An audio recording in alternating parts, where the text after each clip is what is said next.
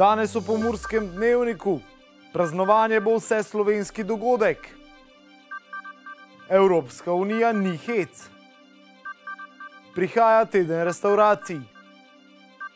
Policija odkrila 10 kg konoplje. Vreme jutri bo delno jasno.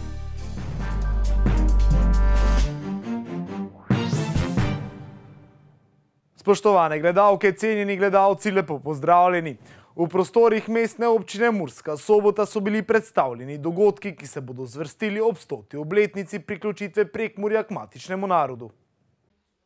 Zakorakali smo že v 3. mesec dogajanja. Milan Kučan, predsednik iniciativnega odbora za obeleževanje 100. obletnice združitve prekmurskih Slovencev z matičnim narodom, pa je izpostavil tudi dogodke, ki se pripravljajo v Ljubljani. Naš pristop je bil pač ta, če ponovim to, kar sem vam že pripovedoval, da to ni dogodek ali to ni dogajanje, ki bi bilo pomembno in omejeno samo na Prekmurje, ampak da je to vseslovenski dogodek in da mora v dogajanje biti vključena pravzaprav vsa Slovenija, vključno seveda z organi in organizacijami, ki predstavljajo to državo. Eden pomembnejših dogodkov bo dvodnevni simpozij. Torej v Ljubljani se kot eden zelo pomembnih dogodkov pripravlja mednarodni znanstveni simpozij o tem dogajanju pred stoletji, ki ga pripravlja Slovenska akademija znanosti in umetnosti. To je dvodnevni simpozij v drugi polovici meseca maja. Tretji dan tega simpozija bi se odvijal tudi v Prekmurju. Udeležence bo gostila takrat občina Murska Sobota. V slovenski prestolnici pa bo v središču mesta nastal trg, ki bo dobil ime po Prekmurju. Tretja taka stvar, ki se pripravlja v Ljubljani, je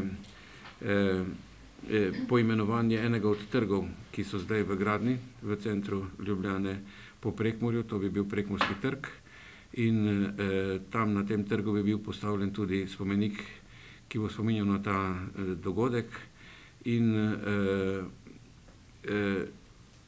prav tako je bil že izpeljan v Ljubljani tudi večer, literarni večer z prekmurskimi literati, ki je bil v Cankarjevem domu in je bil zelo dobro obiskan, kar kaže seveda, da obstaja velik interes za to dogajanje in tudi za Prekmurje samo. Trenutno program na nacionalni ravni zajema kar 74 dogodkov. Ko smo pregledovali trenutno stanje evidentiranih in v programu obeleževanja vključenih programov aktivnosti konkretnih posamičnih dogodkov, smo prišli do številke 74.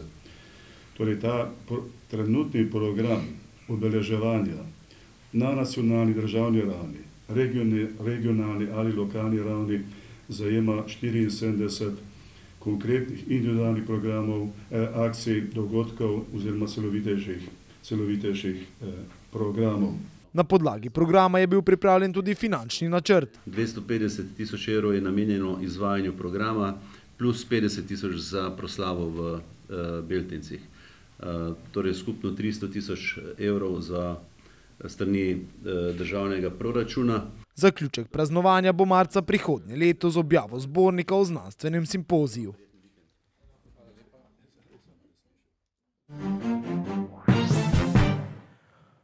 V gledališču Park je včeraj potekala zabavna debata na temo Evropske unije. V ospredju so bile evropske volitve, ki bodo na vrsti 26. maja letos. V Sloveniji na volitve v Evropski parlament letos vabijo nekoliko drugače. K sodelovanju so namreč povabili tudi skečeholike. Prvo, ko je prišel, se pravi, pisarna Evropskega parlamenta do nas, so rekli, da če bi sodelovali zraven, smo rekli, da je kar gužva takrat februar, marc, april, ampak ko so rekli, da imajo neko sredstva in smo pol rekli, če gre za Evropo, pa moramo skupaj stopiti, tako da smo pol najdel cajt. Ne, se hecam. Pač Slovenija je tam zelo slaba glede volilne udeležbe na evropskih volitvah, pa so nas prosili, da moramo to kampanjo malo narediti, če bi hoteli sodelovati, smo rekli, ja, itak, zakaj pa ne. V Murski Soboti je zbrane zabavo domačin Jernej Celec. Ja, gledalci so videli eno zabavno, sproščeno debato na temo Evropske unije in anekdote, ki jih ponujajo ljudje, ki se spoznajo na to in ljudje, ki probamo malo razumeti, kaj se dogaja. Razumeti, kaj se dogaja, tvoje mnenje o Evropski uniji, greš na volitve? Kaj si na sokše volitve, stoko je zabavno, mislim, ideš, obkrožiš, meni to moglo biti obvezno, voda ideš pa obkrožiš, to je najmenje, ko leko narediš, ne. Dobro, sam že kdaj zamidil, samo, znaš, tak, 90% je, ko ga idem. V Murski Soboti je potekala druga od 6 zabavnih evropskih debat. Zaenkrat smo imeli en tak večer v Šmarju pri Jelšah in je bilo super, no, ful je dober odziv. Jaz mislim, da so ljudje marsikaj novega zvedeli, tudi zabavno je bilo, tako da zaenkrat je bil dober odziv, no, ampak tu bo pa super. Zakaj? Ja, prek Murje, ne vem, kaj ti ne rečem. Celec je take strelo, da ne vem, ne more se kontrolirati. Vse smo rekel, da se malo nazaj drži, ampak ni, on je šel kar po svoje, tako da ludilo. Gledalke in gledalci so Evropsko unijo tako spoznali tudi iz druge, zabavnejše plati.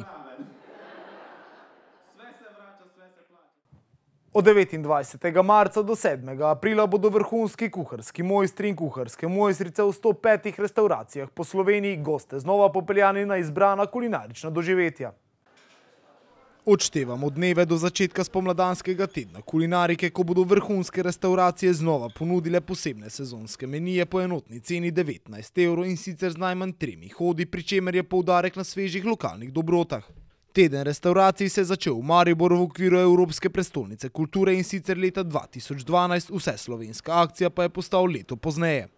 Da ljudje vse bolj uživajo v kakovostnem grižljaju, dokazuje tudi vse boljša obiskanost. Kulinarično pomlad bo po vsej državi pričaralo 105 restauracij in gostiln. V severovzhodnem delu Slovenije je na izbiro 28 restauracij in gostiln, od tega 4 pomurske. Kulinarično vas bodo razvajali v restauraciji Kaudila, gostilni Zorko, gostilni Rajh in gostilni Tonček. Policisti so minuli teden zasegli kar 10 kg konoplje in manjšo količino kokaina. Do odkritja so prišli s pomočjo službenega psa. Policisti policijske postaje za izravnalne ukrepe Murska Sobota so minulo sredo okrog 23:30 na kontrolni točki Dolinsko na avtocesti v smeri Maribora zaustavili in kontrolirali vozilo znamke Mercedes-Benz hrvaških registrskih številk, ki ga je vozil 40-letni državljan Republike Hrvaške. Sopotnica v vozilu je bila 26-letna državljanka Republike Hrvaške. Med rutinsko kontrolo voznika in sopotnice je bilo preko uradnih evidenc policije ugotovljeno, da je voznik operativno zanimiva oseba, ki je strani kriminalistov policijske uprave Murska Sobota v preteklosti že bil obravnavan za kazniva dejanja, povezana s preprodajo prepovedanih drog. Pri pregledu notranjosti vozila je službeni pes za odkrivanje drog našel manjši zavoj bele snovi, za katero se je izkazalo, da gre za prepovedano drogo kokain.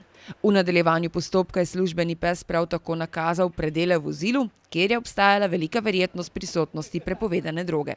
Na podlagi omenjenih ugotovitev in utemeljenih razlogov za sum, da je v vozilu skrito še več prepovedane droge, so kriminalisti 14. marca odvzeli prostost obema državljanoma Hrvaške in vozilo zasegli. Po pridobitvi odredbe strani okrožnega sodišča v Murski Soboti je bila opravljena preiskava vozila, kjer je bilo v prirejenem prostoru rezervarja za plin najdeno 20 zavojev po 500 gramov prepovedane droge konoplje, so pojasnili na policijski upravi Murska Sobota. Po zasegu prepovedane droge in prevoznega sredstva je bil osumljeni 40-letni državljan Republike Hrvaške s kazensko ovadbo zaradi kaznivega dejanja neupravičene proizvodnje in prometa s prepovedanimi drogami, nedovoljenimi snovmi v športu in predhodnimi sestavinami za izdelavo prepovedanih drog priveden k preiskovalnemu sodniku, ki je zoper njega odredil pripor. V današnji oddaji iz našega studija bo govora o aktivnostih informacijske točke Europe Direct Pomurje pred prihajajočimi volitvami. Poglejmo si kratko izjavo iz pogovora, več pa v oddaji iz našega studija danes ob 18:30. Pa preden zaključiva z Brexitom, bi se Britanci danes na referendumu po tvojem mnenju odločili drugače? Ja, zanimivo, mislim, vsi smo se nekako učili iz tega Brexita, praktično ko se je začela zadeva odvijati oziroma ko je Združeno kraljestvo uradno tudi aktiviralo ta člen za izhod iz Evropske unije. Takrat smo komaj vsi začeli nekako dojemati, kaj vse to potegne za sabo. Po mojem se niti Britanci niso zavedali, mogoče tudi ne Evropska unija, kako močna je ta povezanost med obema stranima. Zdaj, če bi se odločili drugače, ne vem, ampak dejstvo pa je, da na referendumu so na demokratičen način sprejeli neko odločitev In vseeno bi bilo potrebno to odločitev spoštovati. Vem, da se veliko govori o drugem referendumu, ampak se potem tudi sprašujem, kaj to pomeni, da bomo v prihodnosti, ne vem, take precedence imeli, če nam neki referendum rezultati ne bodo všeč, potem bomo vedno znova sklicevali referendume, dokler nam ne bo odločitev takšna, kot si želimo, ne vem. Sicer to je bolj ali manj, žogica je tu na britanski strani. Na Sobota Info poročajo o tem, da so se po dvigu minimalne plače podražili tudi pomurski domovi za starejše. Za koliko preverite na sobotainfo.com, mi pa si poglejmo še kratke novice.